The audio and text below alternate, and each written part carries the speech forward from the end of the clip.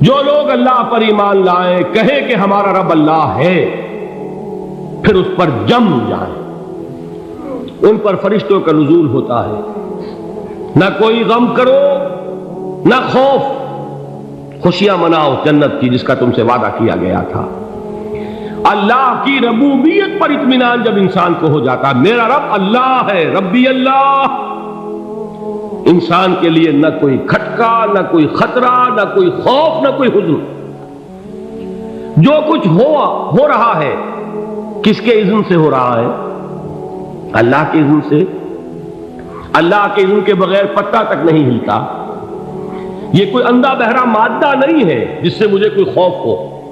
اندھا بھینسا چلا آ رہا ہو اس سے تو ڈرنے کا ہر انسان کو ڈرنا چاہیے، نہ معلوم کس کو ٹکر مار دے۔ لیکن نہیں، اس کائنات کو چلانے والا ایک سمیع و بصیر خدا ہے۔ وہ جو میرا دوست ہے، میرا ولی ہے۔ اللہ ولی الذین آمنوا یخرجہم من الظلمات الی النور۔ اللہ اہل ایمان کا ولی ہے، ساتھی ہے، پشت پناہ ہے، مددگار ہے، حمایتی ہے۔ بتائیے جسے یقین ہو جائے کہ اللہ میرا مددگار، اللہ میرا محافظ، اللہ میرا پشت پناہ، اللہ میرا حمایتی، اس کے لیے کوئی خوف ہوگا؟ اس سے کوئی ڈر ہوگا؟ میں مثال دیا کرتا ہوں ایک بہت سادہ، پنجاب کے دیہات کی۔ تو بڑا چودھری ہے اور کوئی غریب کسان ہے۔ اس غریب کسان کے جانوروں کو ہر وقت اندیشہ ہوگا چوری کا، کوئی میری بھینس کھول کر نہ لے جائے، کوئی میرا بیل کھول کر نہ لے جائے۔ لیکن جس کے بارے میں یہ سب کو معلوم ہو کہ وہ جو بڑا چودھری ہے وہ اس کا دوست ہے، اس کی بچیا کو کوئی خوف ہوگا؟ اس کی بھینس پر کوئی ہاتھ ڈالے گا؟ اسے کوئی اندیشہ ہوگا؟ نہیں۔ کیوں؟ کہ وہ بڑا چودھری، بڑا اس کا یہاں کا سردار، جاگیردار، سب کو معلوم ہے وہ میرا دوست ہے، کوئی میرے خلاف اقدام نہیں کر سکتا۔ اس دنیا میں یہ چھوٹی سی بات اگر آپ کے دلی اطمینان اور سکون کا باعث بن سکتی ہے تو ذرا تصور کیجئے۔ میں لفظ تصور استعمال کروں گا صرف اس لیے کہ اس کا ہم جس کو کہتے ہیں ادراک اور شعور کر نہیں سکتے، اگر کے ساتھ کر سکتے۔ اگر یقین ہو کہ اللہ میرا مددگار اور یقین ہو کہ اللہ ہر آن میرے ساتھ ہے، پھر کوئی خوف؟ کس کا خوف؟ کوئی شے اللہ سے بالا تر ہے؟ کوئی قوت اس سے زیادہ طاقتور ہے؟ کوئی اس کے ارادے کو بدلنے والا ہے؟ کوئی اس کی مشیت کے آڑے آنے والا ہے؟ یہی بات ہے جو حضور نے فرمائی، یہ ایمان کا حاصل ہے لب لباب، کہ دیکھو اچھی طرح اس بات کو ذہن نشین کر لو۔ اگر تمام انسان مل کر تمہیں کوئی نقصان پہنچانا چاہے، نہیں پہنچا سکتے مگر جو کچھ اللہ نے لکھ دیا ہو، اور تمام انسان مل کر تمہیں کوئی نفع پہنچانا چاہے، نہیں پہنچا سکتے مگر وہ شے جو اللہ نے طے کر دی۔ آپ پھر میں کہوں گا ذرا طاری کیجئے، اسے فرض کیجئے، اسے سوچئے۔ اگر اس حدیث پر ہمارا دل ٹھکا ہوا ہو تو کسی سے ڈر ہوگا؟ یہ مجھے نقصان نہ پہنچا دے، یہ میری رپورٹ خراب نہ کر دے، یہ میری انکریمنٹ نہ رکوا دے، یہ میرا یہ نہ بگاڑ دے، یہ میرے یہ نقصان نہ پہنچا دے۔ اس کا ڈر، اس کا ڈر، اس کا خوف، اس کی خوشامد، اس کے لیے جا کر طرح طرح سے اپنی عزت نفس کو ذلیل کروانا اس کے سامنے، یہ سب کچھ کیوں کرتا ہے انسان؟ جب سمجھتا ہے کہ اس کے ہاتھ میں میرا کوئی نفع ہے، اس کے ہاتھ میں میرے لیے کوئی ضرر ہے، یہ مجھے کوئی غضب پہنچا سکتا ہے، یہ مجھے کوئی نقصان پہنچا سکتا ہے، یہ میرا کوئی کام بنا سکتا ہے، یہ میری کوئی ضرورت پوری کر سکتا ہے، اسی کا نام شرک ہے۔ جہاں آپ نے یہ سمجھا کہ غیر اللہ کے اندر کوئی طاقت موجود ہے، وہی شرک ہے۔ بتوں سے تجھ کو امیدیں، خدا سے نو امیدی، مجھے بتا تو صحیح اور کافری کیا ہے؟ شرک تو یہ ہے۔ جس پر بھی تمہیں یہ خیال ہے، کلمہ ہے یہ کلمہ سوم، لا حول ولا قوت الا باللہ، ذرا اس پر دل کو کبھی اگر آپ تصور کریں، پھر فرض کریں، دل ٹھک جائے اس پر، کوئی طاقت نہیں۔ یہی بات تھی جو شیخ عبد القادر جیلانی رحمۃ اللہ علیہ نے اپنی وصیت میں اپنے بچے سے کہی.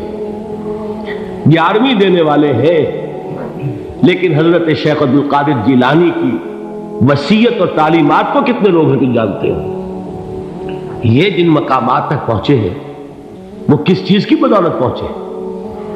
انہوں نے جو پیغام دیا وہ کیا تھا؟ اے میرے بچے، جس طریقے سے قرآن مجید میں حضرت لقمان کی نصیحتیں جو ہے نقل کر دی گئی ہیں، میں یہ عرض کروں گا بالفرض اگر قرآن حضرت عبد القادر جیلانی کے بعد نازل ہوا ہوتا تو شیخ عبد القادر کی یہ نصیحتیں بھی قرآن میں درج ہوتی. اتنی اونچی نصیحتیں ہیں.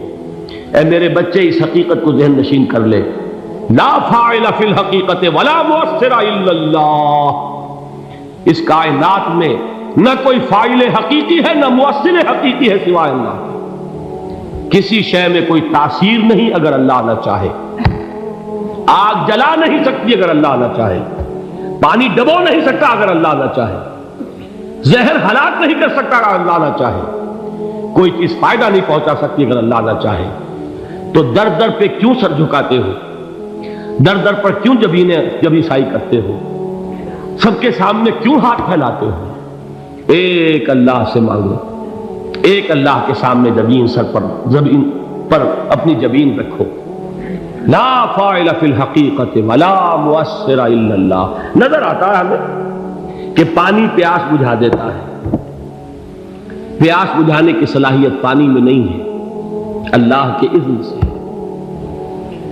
کھانا بھوک مٹا دیتا ہے. بھوک مٹانے کی صلاحیت کھانے میں نہیں ہے، اذن رب میں.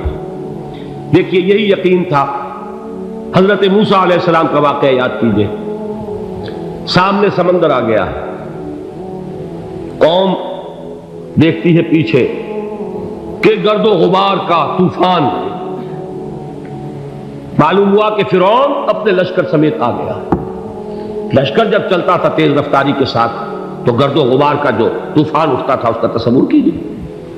اور لمحہ بلمحہ وہ قریب آ رہا ہے. پوری قوم نے کیا کہا؟ اے موسیٰ انا لمدرکون. اے موسیٰ ہم کو پکڑے گئے. قرآن مجید نے تو یہاں وہ باتیں نہیں لکھی ہیں، لیکن تورات میں یہ درج ہے کہ بنی اسرائیل جھگڑنے لگے، دست و گریبان ہو گئے موسیٰ کے ساتھ. موسیٰ نے یہاں مروایا لا کر، اس سے تو ہم ہی بہتر تھے. وہاں کھانے کو ملتا تھا، زندگی تو تھی، بیگار ہم کر رہے تھے، موت تو نہیں تھی. اب جو کچھ ہوگا اس کا تصور کرو، جس طریقے سے ہمارے ٹکڑے اڑائے جائیں گے. تو لڑ رہے ہیں حضرت موسیٰ علیہ السلام سے. یہ تورات کی تفصیل ہے. قرآن میں صرف اتنا آیا ہے، پریشان ہو کر انہوں نے کہا انا لمدرکون. موسیٰ ہم کو پکڑے گئے. اس وقت موسیٰ کا جواب کیا ہے؟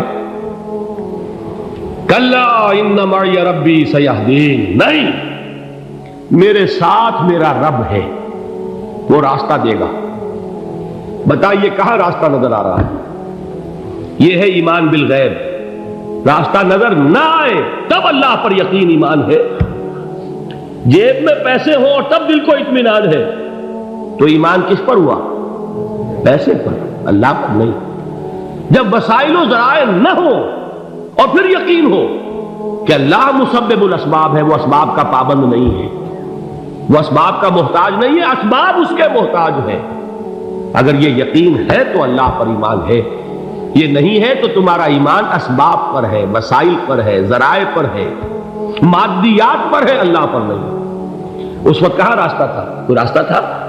سمندر ہے اور ادھر سے لشکر آ گیا ہے. کلا ان معی ربی سیہدین. اب دیکھیے ایمان کہہ دینا آسان ہے، ہوا معکم اینما کنتم.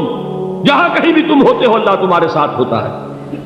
لیکن اس کا یقین قائم ہو جائے تو زمین و آسمان کا فرق واقع ہو جائے. یہی بات ہوئی حضور کے ساتھ. غار ہے، چھپے ہوئے ہیں محمد رسول اللہ اور آپ کے وہ یار غار ابو بکر صدیق رضی اللہ تعالی عنہ. اقبال نے حضرت ابو بکر کی شان میں چند اشعار کہیں صرف، لیکن واقعہ یہ ہے کہ بھاری بھاری نظموں پر اور قصیدوں پر بھاری ہے.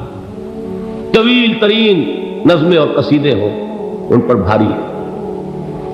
ہمتیں ابو بکر کی ہمت جو ہے کشت ملت را جو ابر، جیسے بارش سے کھیتی اپجتی ہے، ابو بکر کی ہمت اور عزیمت اس امت کو اسی طرح سینچنے والی ہے۔ ثانیے اسلام و غار و بدر و قبر، وہ دوسرے تھے اسلام میں، دوسرے پہلے کون تھے؟ انا اول المومنین، حضور فرماتے سب سے پہلا ایمان لانے والا میں، دوسرے ابو بکر۔ ویسے ہمارے ہاں یہ چلتا ہے اختلاف، حضرت علی پہلے ہیں کہ حضرت ابو بکر پہلے ہیں، لیکن اس میں بڑی خوبصورت تطبیق قائم کی ہے علماء نے، اور بہت صحیح ہے۔ چار کے بارے میں فیصلہ ہی مت کرو کہ کون پہلے، ان کی ایک عجیب تقسیم کر دی ہے۔